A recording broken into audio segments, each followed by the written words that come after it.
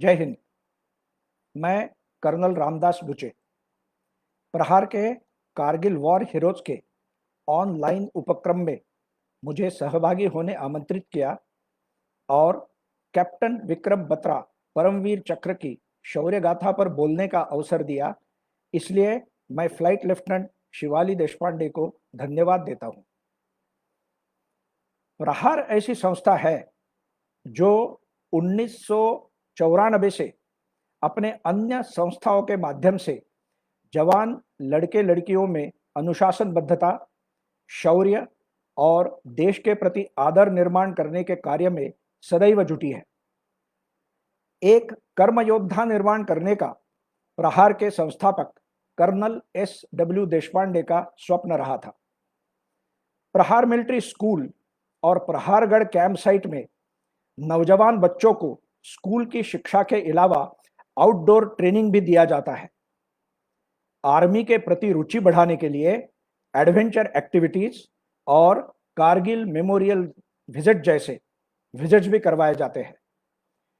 यह सब का नतीजा है कि आज प्रहार के 300 से अधिक ऑफिसर्स आर्म्ड फोर्सेस में कार्यरत है और जो आर्मी में ना जा सके वो सिविल लाइफ में विद्यमान पद पर जैसे नगर सेवक या मेयर ऐसे भूषित करके जनता की सेवा में अनन्य साधारण लगे हुए हैं।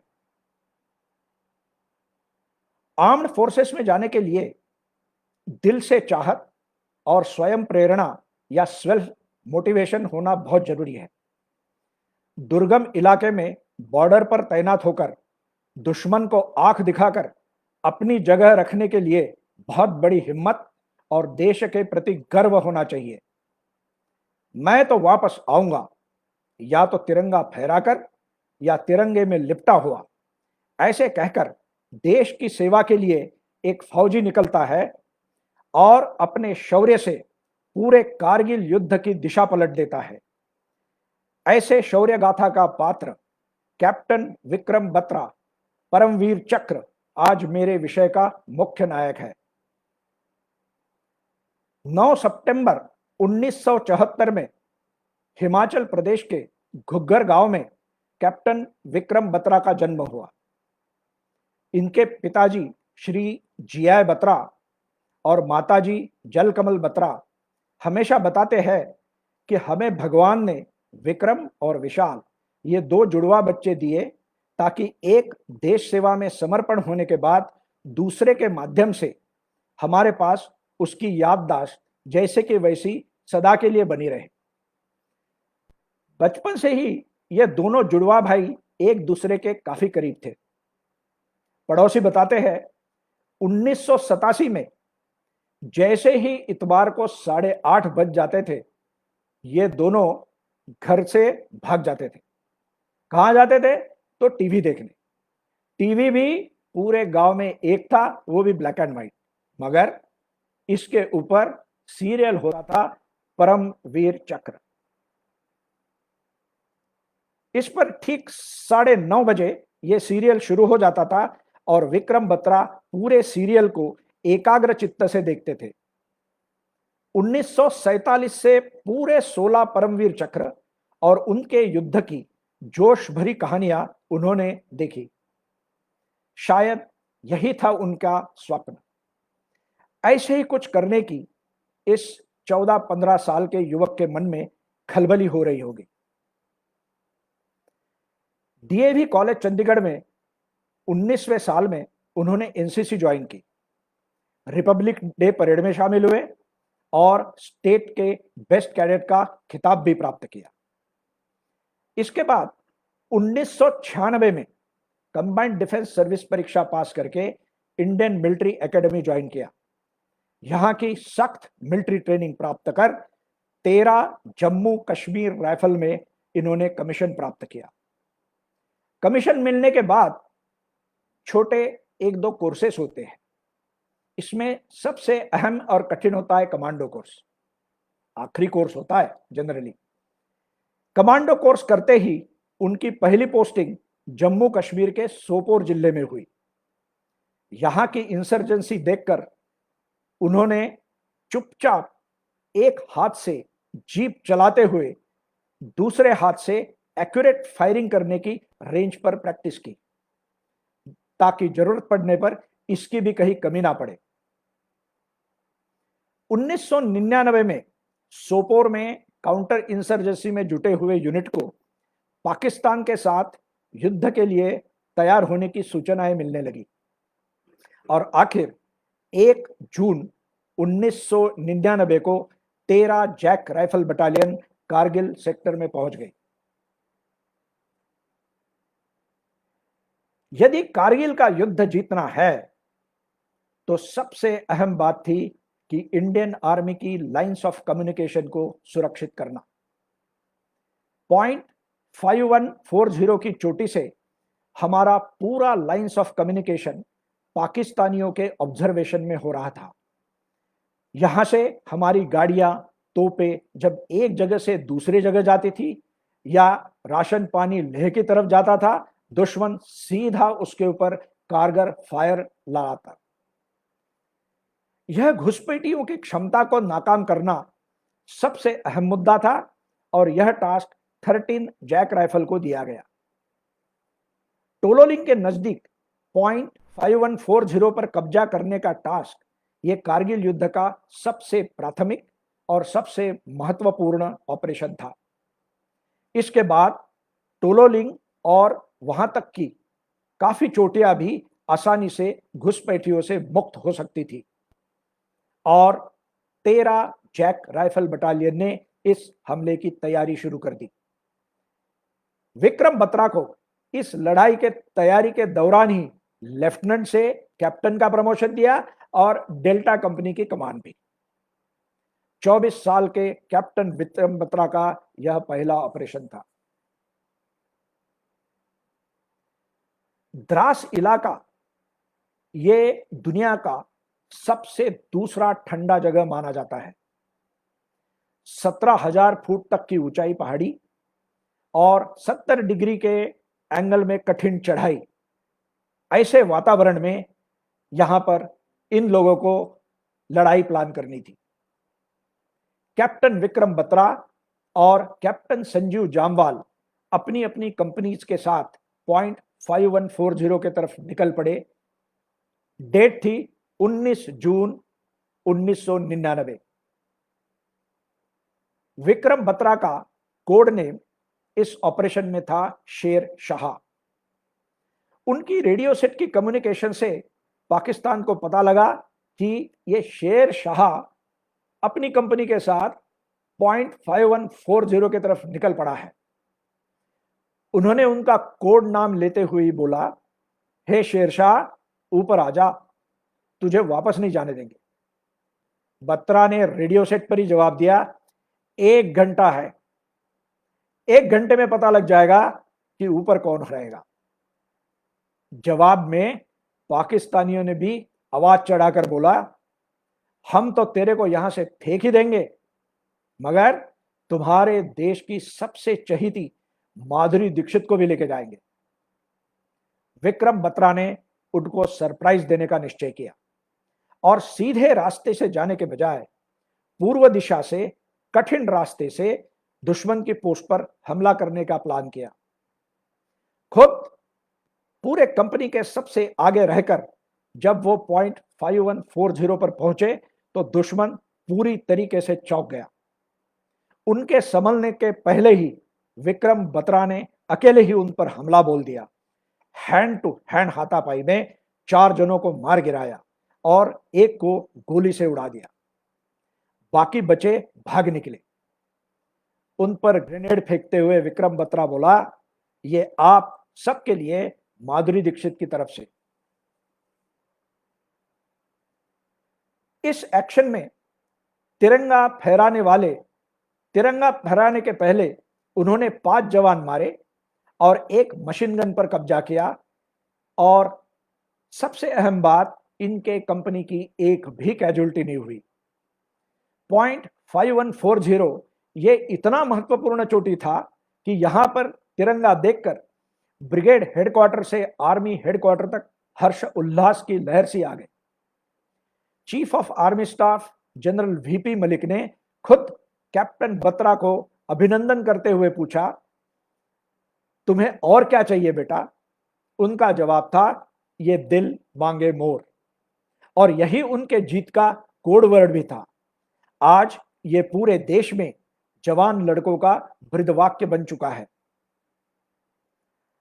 17,000 फीट पर एक भी जान ना गवाते हुए इस चोटी की घुसपैठ को अकेले खदेड़ कर कब्जा करना, यह उनकी हिम्मत सराहनीय थी। ऐसे तरीके से खदेड़ा हुआ दुश्मन हर हमेशा काउंटर अटैक करता है, पता नहीं कब, कुछ देर में या कुछ दिन के बाद।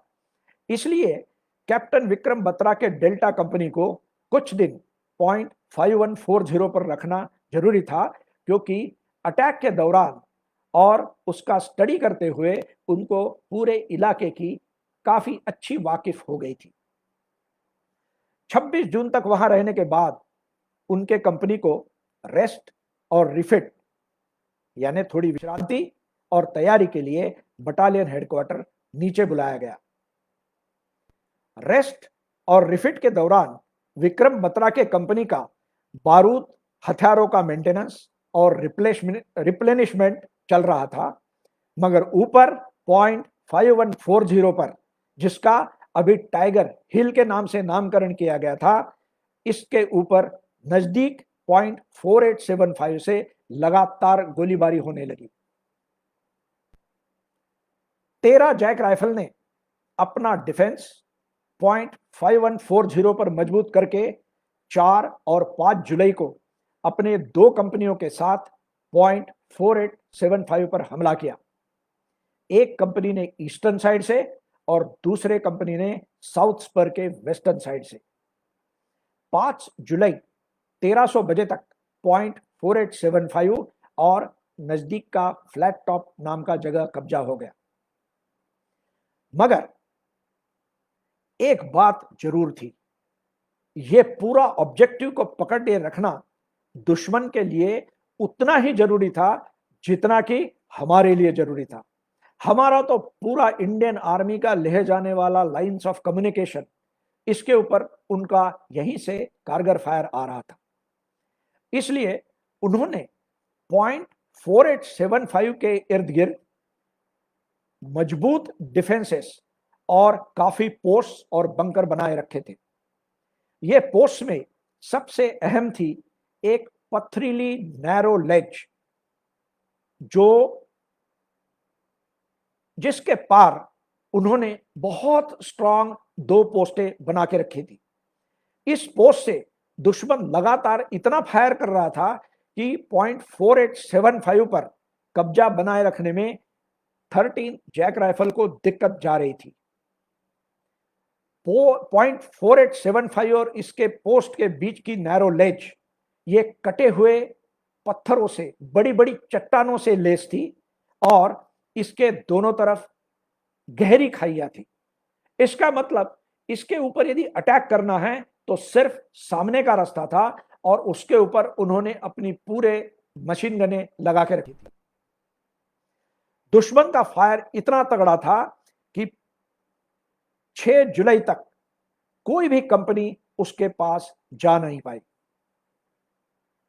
कमान अधिकारी कर्नल वाईके जोशी, जो आगे चलकर लेफ्टिनेंट जनरल बने, बटालियन हेडक्वार्टर में रेस्ट एंड रिफिट के लिए आए हुए विक्रम बत्रा की डेल्टा कंपनी को इससे कब्जा करने भेजने का उन्होंने निर्णय ले लिया। कैप्टन विक्रम बत्रा और उनकी डेल्टा कंपनी पॉइंट 4875 के लड़ाई में शामिल हो रही है, यह सुनकर ही बटालियन से पहले से लड़ाई में थोड़े थके हुए जवान और बाकी कंपनियों के सैनिक भी इनमें बहुत ज्यादा जोश आ गया। अब तक पॉइंट 5140 के ऊपर उन्होंने किए हुए पराक्रम की गाथा सर्व दूर पहुंच गई थी। रेडियो सेट पर पाकिस्तानी फौज को भी पता लगा कि कैप्टन विक्रम बत्रा अपनी डेल्टा कंपनी के साथ फिर ऊपर आ रहे हैं और उन्होंने मैसेज भेजा, शेर शाह अभी तो ऊपर आ रहे हो पर वापस नहीं जाने देंगे, इस बार इंशाअल्लाह सीधे ऊपर ही भेज देंगे। विक्रम बत्रा ने रेडियो सेट पर ही जवाब दिया, ठीक तरीके से समझ लो, ऊपर तुम्हें और तुम्हारे साथियों को ही जाना है। ऊपर पहुंचते ही 6 और 7 जुलाई की रात को विक्रम बत्रा ने लेच पार करके जो पोस्ट थी उस पर हमला करने का तैयारी किया।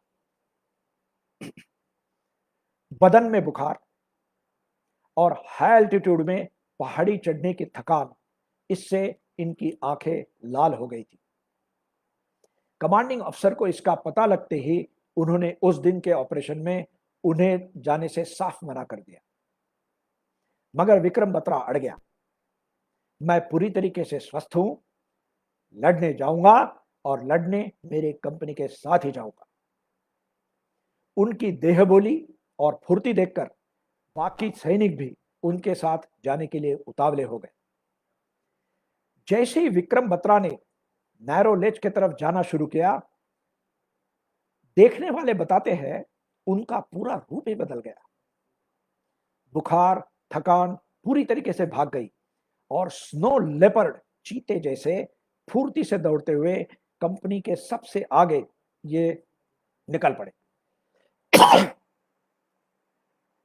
उस रात मुश्को वैली में भी जबरदस्त ठंड हवा चल रही थी। इससे जवानों का चलना भी मुश्किल हो रहा था और बर्फ भी गिरना शुरू हुआ। इस वातावरण में सबसे आगे कूच करते हुए, दौड़ते हुए वो जाने लगे और थोड़ी सी धुंध थी, उसमें उन्होंने मशीन गन की रट रट रट करके आवाज सुनी। उनको लगा दुश्मन को अंदाजा लग गया है कि हमारी फौजें आ रही है। उन्होंने तुरंत अपनी फौज को रोका और अपना खुद का मार्ग बदल दिया। बड़े बड़े चट्टानों में छिपते हुए वो एकदम दुश्मन की मशीन गन के पीछे पहुंच गए।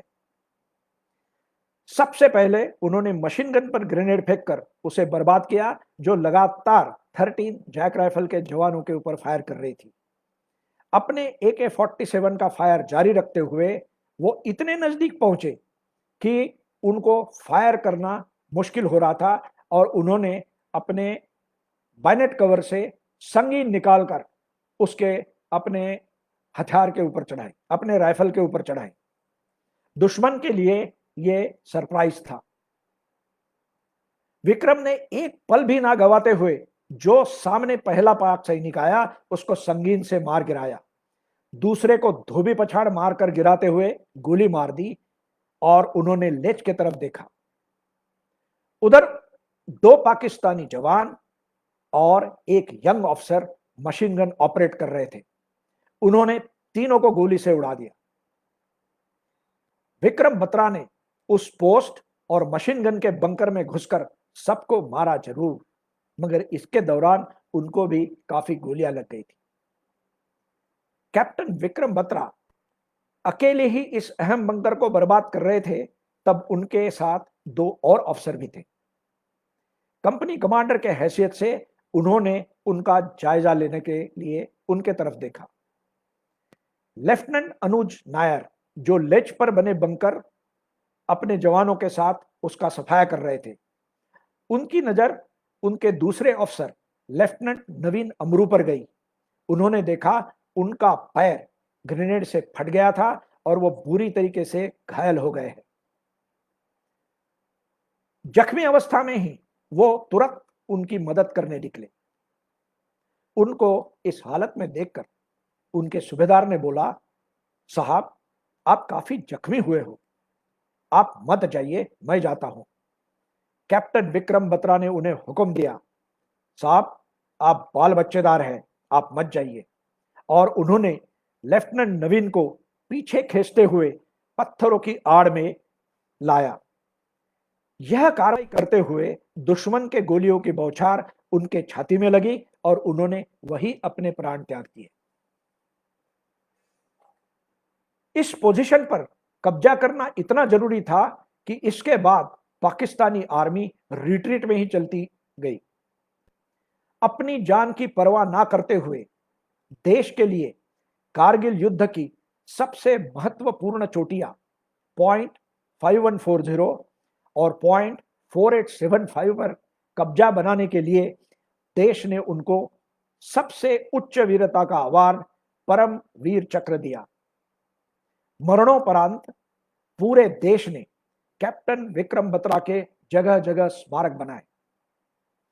पॉइंट 5140 को टाइगर हिल का नाम दिया गया और पॉइंट 4875 को बत्रा टॉप का नाम दिया गया। इलाहाबाद सर्विस सिलेक्शन बोर्ड का एक पूरा ब्लॉक विक्रम बत्रा ब्लॉक से जाना जाता है। जबलपुर में कैप्टन विक्रम बत्रा एन्क्लेव बनाया गया है। उनके डीएवी कॉलेज में विक्रम बत्रा स्टैंड भी बनाया गया है, जहां पर पूरे कॉलेज के अहम फंक्शन होते हैं। 24 साल की छोटी आयु जरूर हो, मगर उनके कहे गए कुछ शब्द इतने प्रसिद्ध हुए कि वो लाखों जवान लड़कों का बृहदवाक्य बन गए। उनके फेमस कोट्स थे, मैं तिरंगा फहराकर या तिरंगे में लिपटा हुआ आऊंगा मगर जरूर, ये दिल मांगे मोर। और लेफ्टिनेंट नवीन अमरू ने बताया कि मरने के एक सेकंड पहले उनके आखिरी शब्द थे जो 13 जैक राइफल का बैटल क्राई था, जय माता दी।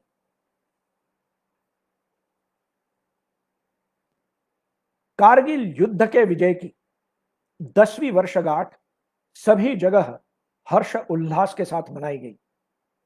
पूरे देश में उनकी यादों को ताजा करते हुए उनको सम्मान दिया गया। इंडियन मिलिट्री एकेडमी से ट्रेनिंग पाकर सीधे कारगिल युद्ध में पहुंचकर परमवीर चक्र के काबिल बने कैप्टन विक्रम बत्रा, इनको श्रद्धांजलि देते हुए इंडियन मिलिट्री एकेडमी कैडेट्स का स्पेशल डिनर नाइट अरेंज किया गया। डिनर नाइट में हेड ऑफ द टेबल की कुर्सी खाली थी और उस पर नेम प्लेट थी, लेट कैप्टन विक्रम बत्रा परमवीर चक्र। खुद कमांडेंट साइट वाली चेयर पर विराजमान हुए थे। इस तरह का मान सम्मान इस शूरवीर के लिए पहली बार हो रहा था। उसी दिन दिल्ली में आर्मी हेडक्वार्टर ने आयोजित के सम्मान में उनके जुड़वा भाई विशाल और माता पिता शामिल थे। इस फंक्शन के दौरान कैप्टन नवीन अमरू की 18 साल की बेटी बत्रा फैमिली के पास पहुंची और अश्रुपूर्ण नयनों से उन्होंने कहा, आज हमारी फैमिली है सिर्फ कैप्टन विक्रम बत्रा के कारण। उन्होंने हमारे जख्मी पिताजी को लड़ाई में पीछे खींचते हुए खुद के ऊपर दुश्मन के गोलियों की बौछार ली। Captain Vikram Batra thus displayed most conspicuous personal bravery and leadership of the highest order in the face of enemy and made supreme sacrifice in the highest tradition of Indian Army. Jai Hind.